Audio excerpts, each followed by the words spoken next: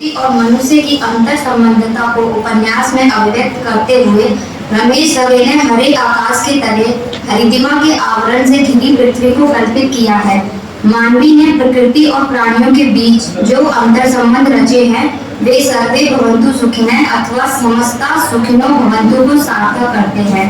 Nursery देखभाल, वात्सल्य, प्यार और बच्चों की स्वाभाविक क्रीड़ा के स्थल होते हैं। यह देखभाल बच्चों की ही नहीं पेड़ पौधों की भी होती है। जिस स्थान पर छोटे छोटे अथवा नवविकसित पौधों की देखभाल की जाती है और जहां उनका स्वाभाविक विकास होता है, अंततः मानवी 10 एकड़ की भूमि में नर्सरी का निर्माण करती है और उसकी देखभाल का निर्णय लेती है और पृथ्वी की हरियाली को बढ़ाते हुए हरे आकाश के वितान की वृद्धि में लीन रहती है ताकि फिर कोई हिरोशिमा नागासाकी का ध्वंस न दोहराया जाए।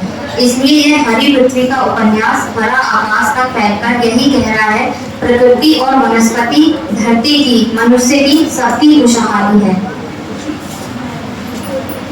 पृथ्वी पर मनुष्यता स्त्री के स्पंदन, संवेदन और उदार चिंतन से ही बची हुई है।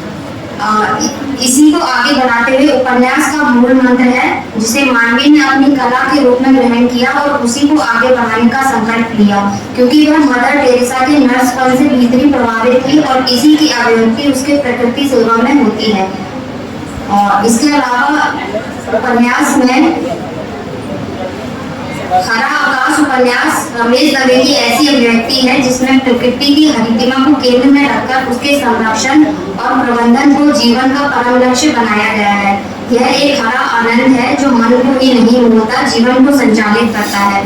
प्रकृति की अद्भुत दुनिया का चित्रण लेखक ने मानवी की नर्सरी के माध्यम से किया है। सुंदर नर्सरी की कैनवस पर हरी धरती और हरे आकाश का दृश्य मानवीय प्रकृति के माध्यम से सार्थक और मनमोहक रूप में उपस्थित होता है और संदेश देता है कि अगर वृक्ष, वनस्पति और हरियाली नहीं होती तो क्या जीवन संभव होता। इसलिए वृक्ष बचाना अनिवार्य है। धन्यवाद।